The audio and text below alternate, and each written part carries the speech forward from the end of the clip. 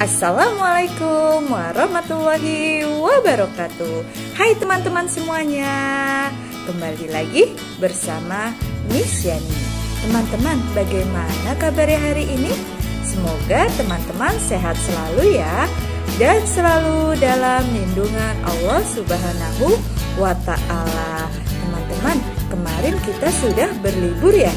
Gimana liburannya? Pasti teman-teman senang sekali ya. Oke, hari ini kita memasuki semester 2 atau semester genap. Hari ini kita mulai belajar kembali, yaitu belajar tematik tema 5, subtema 1, pengalamanku di rumah. Sebelum kita mulai pembelajaran pada hari ini, mari bersama-sama membaca basmalah terlebih dahulu. Bismillahirrohmanirrohim. Teman-teman, disimak baik-baik ya. Pengalamanku. Nah, teman-teman bisa diperhatikan gambar yang ada di bawah. Gambar yang ada di bawah itu ada 4 gambar. Nah, 4 gambar itu menceritakan tentang pengalamanku. Setiap orang memiliki pengalaman. Pengalaman dapat diperoleh di mana saja, seperti di rumah, sekolah, dan tempat bermain. Pengalaman juga dapat diperoleh di tempat wisata. Pengalaman Beni di rumah bekerja bersama keluarga. Beni dan keluarga bekerja membersihkan kebun bunga. Coba teman-teman lihat gambar nomor 1. Nah, gambar nomor 1 itu Beni dan keluarga bekerja membersihkan kebun bunga. Kemudian Beni di sekolah pernah menang lomba. Beni menang lomba baca puisi. Nah, teman-teman bisa lihat di gambar nomor 2. Gambar nomor 2 itu Beni di sekolah pernah menang lomba baca puisi. Kemudian Beni juga berpengalaman di tempat bermain. Pengalaman bermain galah asin. Galah asin dilakukan di lapangan. Teman-teman bisa lihat gambar nomor 3. Nah, gambar nomor 3 itu pengalaman Beni bermain galah asin. Kemudian Beni berpengalaman juga di tempat wisata. Beni pernah pergi ke Raja Ampat. Lihat gambar nomor 4. Nah, jadi gambar nomor 4 itu menceritakan tentang pengalaman Beni di tempat wisata yang pergi ke Raja Ampat. Nah, teman-teman, itulah pengalamanku. Liburan semester 1 telah usai. Saat liburan, Beni asyik membantu di rumah. Beni membantu ibu, ayah, dan kakak. Beni membantu ibu memajang jam dinding. Beni membantu ayah memperbaiki motor. Beni membantu kakak membersihkan kamar. Nah, teman-teman bisa diperhatikan di sini ada gambar apa yang dilakukan Beni. Ya, yang dilakukan Beni yaitu Beni sedang membantu ibu memajang jam dinding. Kemudian, pernahkah kamu melakukan kegiatan tersebut? Nah, teman-teman, pasti ada yang pernah melakukan kegiatan seperti Beni, yaitu memajang jam dinding. Teman-teman, coba perhatikan di sini. Di sini ada sebuah percakapan antara ibu dan Beni. Miss Yani akan membacakannya ya. Oke, yang pertama yaitu ibu. Beni, coba lihat jam dinding di rumah, Nak. Kemudian Beni pun menjawab, iya Bu, Beni melihat jam dinding. Wah, jarumnya berhenti bergerak Bu. Kemudian ibu pun bertanya, kalau begitu apa yang harus dilakukan? Kemudian Beni menjawab, Beni harus mengganti baterai dengan yang baru Bu. Kemudian ibu bertanya, maukah Beni mengganti baterainya? Kemudian Beni menjawab, mau Bu. Kemudian Beni naik di atas tangga. Nah, ibu memberitahu kepada Beni yaitu, hati-hati ya Nak. Beni menjawab, iya Bu. Saat menjangkau jam dinding, Beni kurang hati-hati. Kemudian ibu, wah jamnya retak. Kemudian Beni pun menjawab, maafkan Beni Bu, Beni kurang hati-hati dalam mengambil jam dinding sehingga jam dinding terjatuh. Kemudian ibu pun menjawab, iya Nak, kedepannya Beni harus lebih hati-hati dan tidak perlu tergesa-gesa. Nah teman-teman, itulah percakapan antara ibu dan Beni. Gambar berikut menunjukkan sikap santun. Sikap Beni santun kepada ibunya. Latihlah dirimu seperti Beni kepada ibunya. Beni menggunakan bahasa yang santun dalam meminta maaf. Nah, di sini Beni meminta maaf kepada ibu. Maafkan Beni ya Bu, Beni sudah menjatuhkan jam dinding.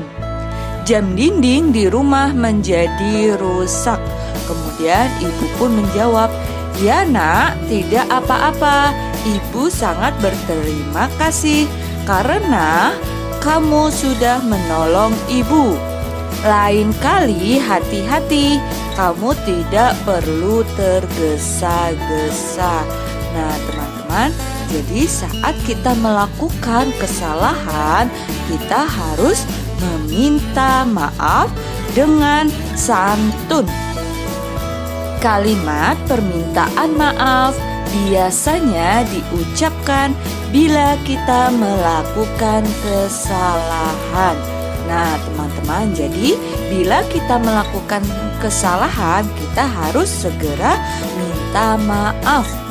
Gunakan kalimat yang santun saat mengucapkan kalimat permintaan maaf. Nah teman-teman, jadi gunakan kalimat yang santun saat kita mengucapkan kalimat permintaan maaf. Nah, setiap kalimat permintaan maaf ada maknanya. Ayo kita pelajari tentang makna kalimat maaf. Nah teman-teman, di sini Miss Yani punya sebuah contoh kalimat permintaan maaf. Siti, maafkan aku karena aku tidak dapat datang di pesta ulang tahunmu, kata Lani. Kemudian, siapa yang meminta maaf? Ya, yang meminta maaf yaitu Lani. Kemudian, Lani meminta maaf kepada siapa? Ya, Lani meminta maaf kepada Siti. Mengapa Lani meminta maaf kepada Siti? Ya, karena Lani tidak dapat datang di pesta ulang tahunnya. Jadi kalimat minta maaf di atas maknanya yaitu Lani meminta maaf kepada Siti karena tidak dapat datang di pesta ulang tahunnya. Nah teman-teman, itulah contoh kalimat permintaan maaf dan ada maknanya juga. Masih dengan kalimat permintaan maaf. Contoh yang kedua yaitu, Mei, maafkan aku ya, sudah menghilangkan bonekamu, ucap Dayu. Nah, siapa yang meminta maaf? Ya, yang meminta maaf yaitu Dayu. Kemudian, Dayu meminta maaf kepada siapa? Ya, Dayu meminta maaf kepada Mei. Kemudian mengapa Dayu meminta maaf kepada Mei? Ya, karena Dayu sudah menghilangkan bonekanya. Jadi kalimat minta maaf di atas maknanya yaitu Dayu meminta maaf karena sudah menghilangkan boneka Mei. Nah teman-teman, itulah kalimat permintaan maaf dan maknanya.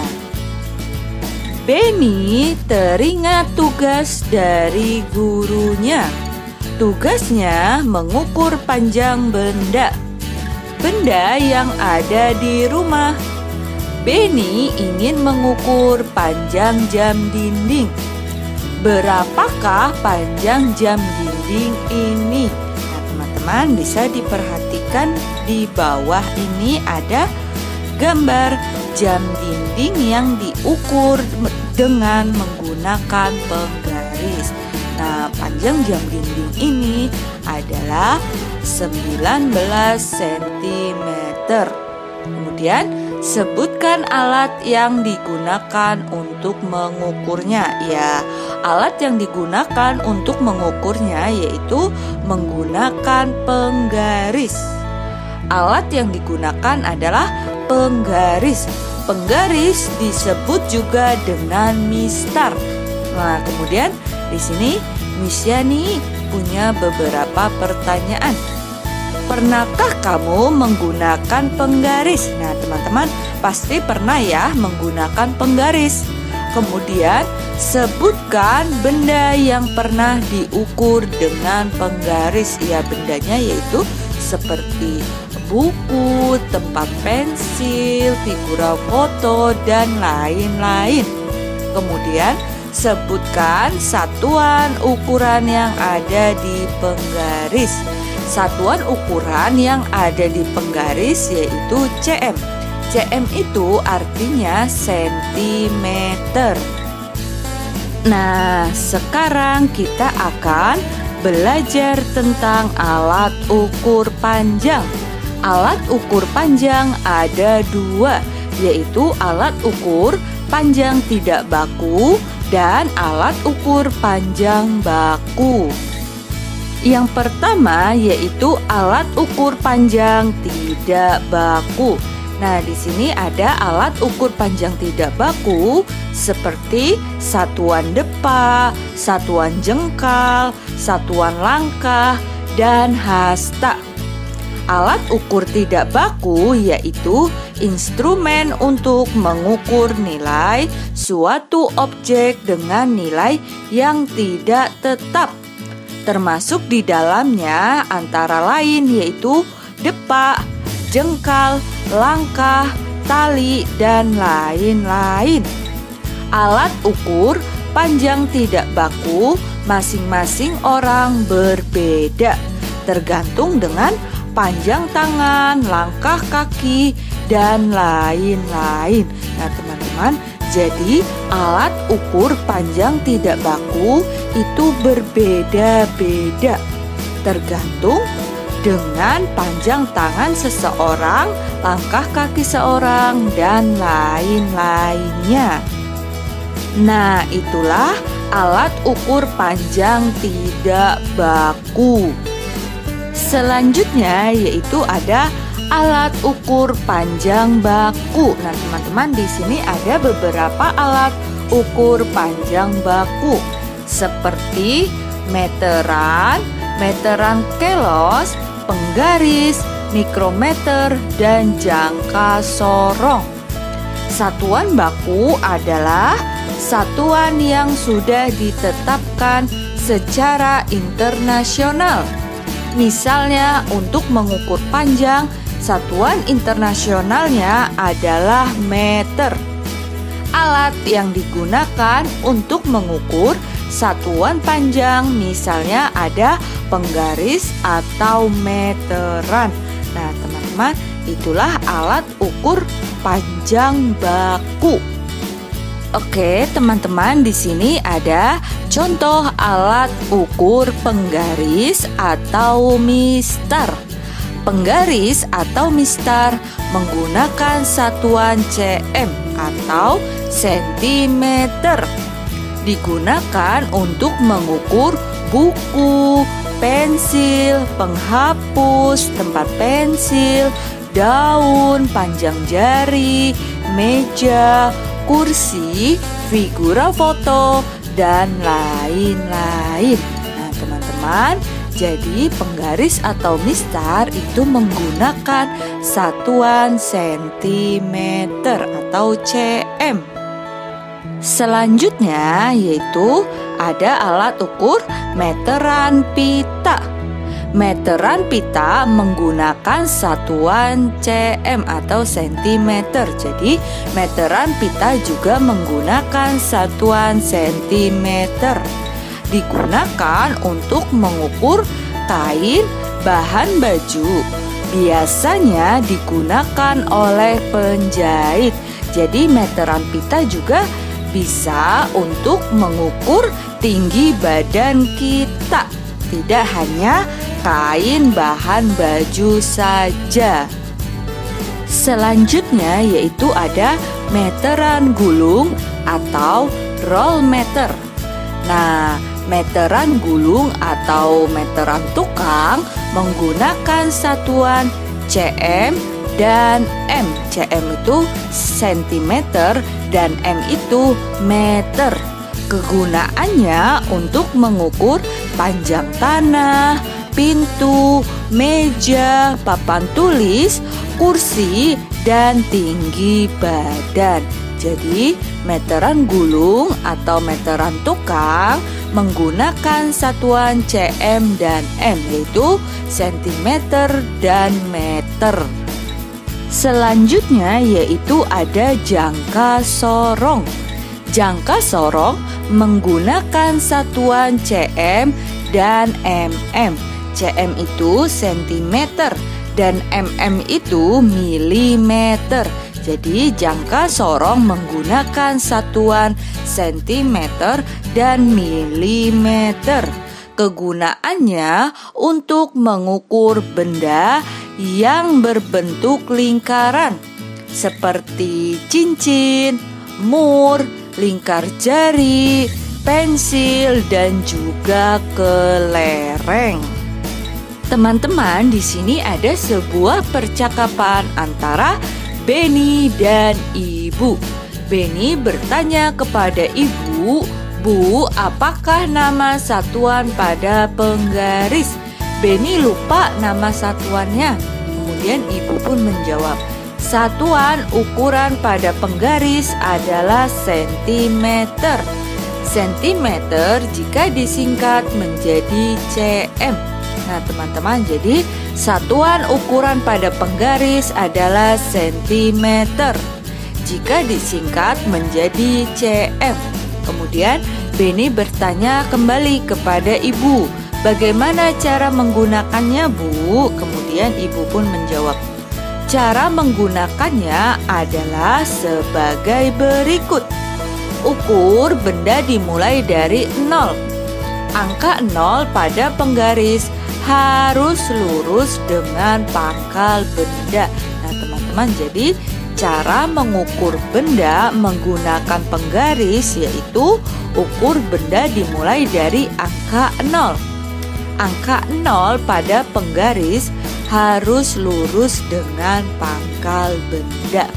Kemudian Benny berterima kasih kepada ibu.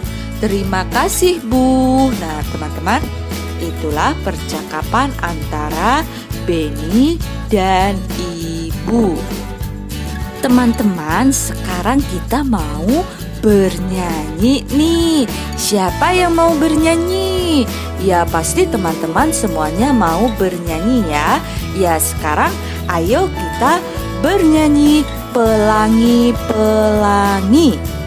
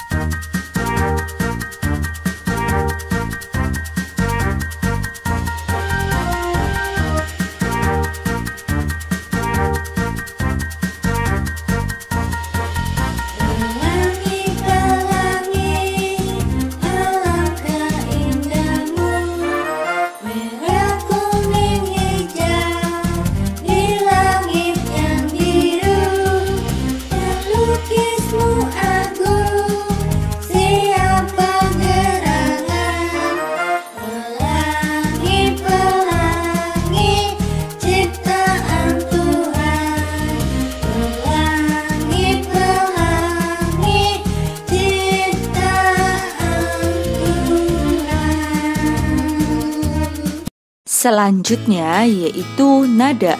Tahukah kamu tekanan nada?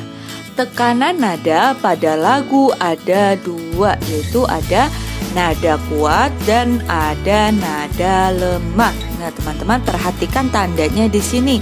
Ada dua tanda.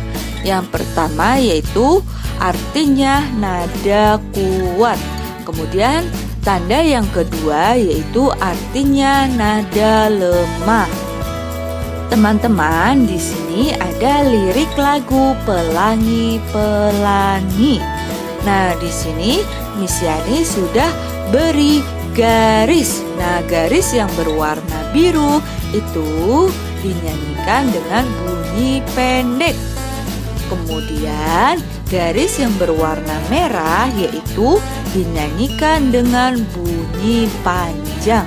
Nah, teman-teman, jadi garis merah yaitu dinyanyikan dengan bunyi panjang dan garis yang biru dinyanyikan dengan bunyi pendek. Teman-teman, sekian penjelasan dari Miss Yani. Sampai di sini apa ada yang ingin ditanyakan atau ada yang belum paham? Jika teman-teman ada yang ingin ditanyakan, boleh tanyakan langsung kepada Miss Yani ya. Sekarang tugasnya yaitu mengerjakan latihan subtema 1, pembelajaran 1, halaman 4 dan 8. Kemudian dilanjutkan kembali halaman 9 dan 12. Seperti biasa ya teman-teman. Jika teman-teman sudah selesai, boleh minta tolong kepada ayah dan bunda untuk mengirimkannya kepada Miss Yani ya. Selamat mengerjakan teman-teman. Teman-teman, sekian pembelajaran tematik hari ini. Mari kita tutup dengan membaca hamdalah bersama-sama. Alhamdulillahirobbil alamin. Teman-teman, jaga kesehatan ya. Terima kasih. Sampai jumpa kembali. Bye-bye. Wassalamualaikum warahmatullahi wabarakatuh.